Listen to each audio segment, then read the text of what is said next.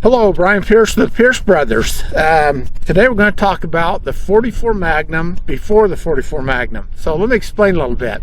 It's a well-known story of how when the 44 Special came out, there was a number of people that began experimenting with heavy loads in it, primarily in Colt single actions and heavy duty or end frame Smith & Wessons. The new century, or triple lock as it's commonly called. Probably foremost of that was Elmer Keith. He was of course an outfitter and guide, gun writer, began writing his first articles in the mid 1920s. He served to popularize the idea of a heavy loaded 44 Special, and the gun companies, you know, they were afraid of that triple lock Smith & Wesson because it didn't have, excuse me, it's cold out here, so they didn't have heat treated cylinders, and they didn't want to offer a Magnum load. So Elmer Keith in 1953 made a trip east, spent a couple of weeks back there. He spent a lot of time at the Smith & Wesson plant, and he also spent time at the Remington plant, and he convinced the two companies to begin working together to develop a 44 Magnum. He didn't know anything that the project was actually underway until January 1956, when all of a sudden a gun shows up, and ammunition showed up a little while later, and the 44 Magnum was born. Basically, they took and lengthened the case out.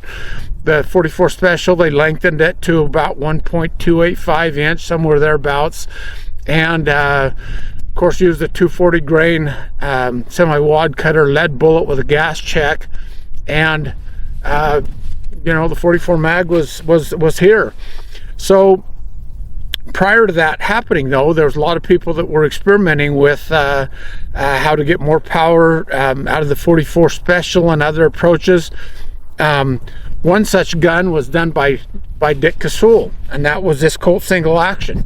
Now, before I talk about that, I should point out something. Another important event that happened was in 1935, Smith & Wesson, under the direction of Doug Wesson, began offering the 357 Magnum. That was a sensational cartridge with over 1,500 feet per second. It was unheard of velocities from a revolver, and it was of course sensational. It took off. Its popularity was amazing. So Colt responded by by beginning to develop a new single action, or experimenting with the single action with a version of the 44 Magnum, and that was in the late 30s. And they then of course World War II broke out in the late 30s, and our involvement, you know, became full on after Pearl Harbor in 1941.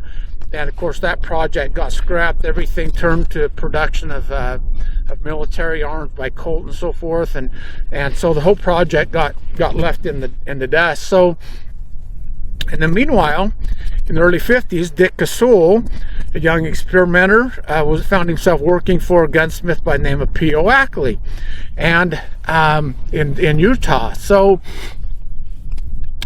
Dick was a real you know, he did a lot of experimenting with a variety of guns.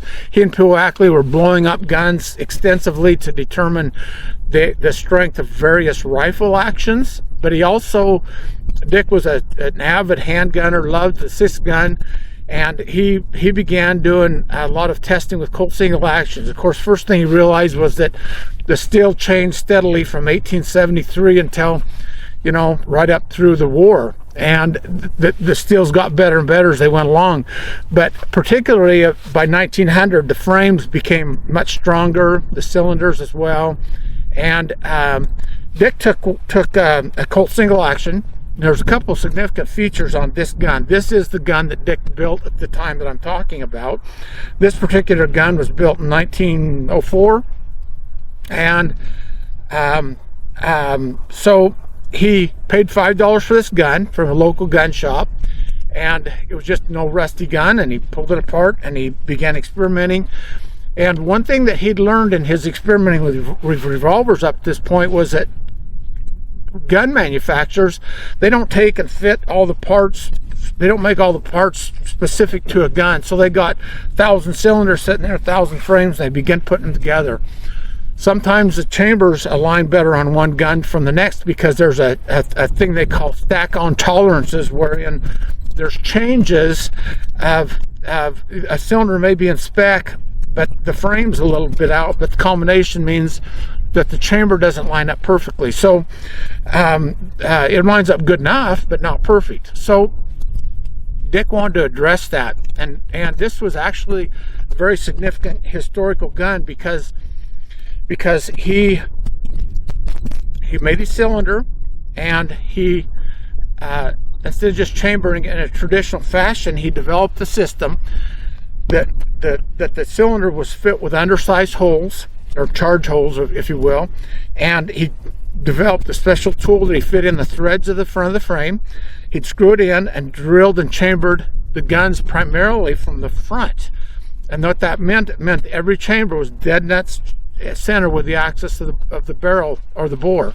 So then he'd take the cylinder and turn around and do the final chamber from the breech end. That's called line boring. This was the first gun that was line bored. He also made this gun with a long chamber compared to a 44 Special, wherein it would take around a 1.285. I think Dick cut the chamber for 1.288, if I remember correctly. And he used 3040 Craig brass, and he cut it off and lengthened it out because there was no such thing as 44 Magnum brass at the time.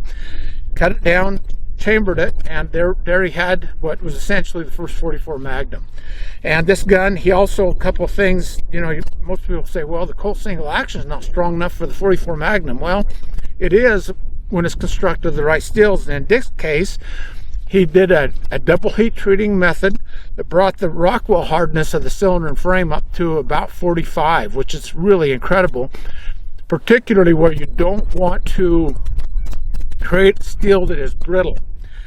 Because brittle is dangerous as well, because it can break or shatter basically under that much pressure. So when I first got to know Dick back in the mid 1980s, and he quickly learned that I was a 6-gun guy and a Colt guy as well, Colt single action lover and shooter. Well, he drug this thing out, and he had loads that he'd made clear back in the 50s for this gun, and he was using a 240 cast bullet from basically linotype or type metal, and it was a Keith bullet, and he had it crimped up over the front driving band with a very heavy charge of 2400. And I was shooting this gun, I'm like, wow. Incidentally, he made the barrel for this. It wasn't from anything else. He used P.O. Ackley's equipment at the time, and he made the barrel. And I'm going to stop a minute and go back though. Ultimately, after developing this gun, of course, Dick began working on the 454 Casull cartridge because he wanted more power. And this led ultimately to the development of the Freedom Arms Model 83 revolver, along with the 454 Casull, which is of course a line bored gun, extremely high quality, 17 4pH stainless cylinder and so forth. Incredibly strong, very, very well made guns. So that's what this gun ultimately led up to. But Dick wanted more power than what he got out of this gun, and that led to the 454. But he brought this gun out to me. I shot it and I thought, man, this thing is putting out some horsepower. So I went over to my vehicle and dug out a chronograph. You probably don't know a lot of people that travel with a chronograph, but I do. Anyway, so I pulled out my own chronograph, and I chronographed this thing. I'll never forget the first numbers: 1599 feet per second. I went ahead and finished the cylinder, which averaged 1597. I was seriously impressed with this gun. Ultimately, I made a deal with Dick and bought the gun from him, but it's got one-piece rosewood stocks on it and so forth.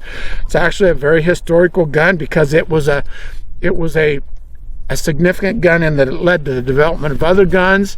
It was also the first gun to be line bored, and the gun shoots incredibly well, I will add.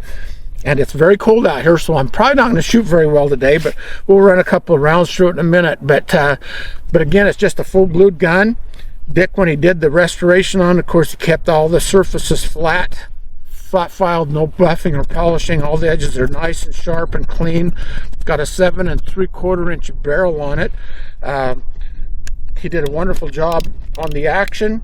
smooth as butter, silky smooth. Just, I mean, the gun's essentially perfect. So anyway, a little piece of history. The 44 Magnum before the 44 Magnum. Incidentally, I gotta say something else, because if Dick were alive today, and I miss him greatly, he was a very dear friend. If he were alive today, he would point out, he'd say, Brian, I wasn't the only one or the first that did this. John Laychuck and others were doing this, you know, that similar conversions, making Colt single actions and such to 44 Magnum, or to the 44 Magnum before the 44 Magnum. So anyway, I'm going to run a few rounds through it. These are not as warm as what Dick was shooting in the day. And again, my hands are really cold. It's wet out here. It's very humid. And let me slip my plugs in. And wet and cold, and my hands are cold. So this is I'm gonna fill this recoil. So take a look at that before I shoot. Got one piece rosewood stocks. Beautifully gunned. Got a bit of a flat front sight. Original hammer. Original knurl pattern. Still see the Colt here.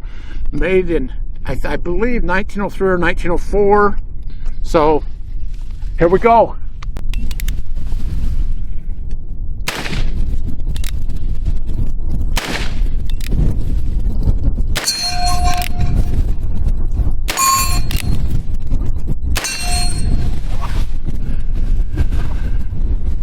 And there you go. Thanks for joining us this day. Don't forget to subscribe and share, and check out our Patreon as well. And we will see you next time on the Pierce Brothers.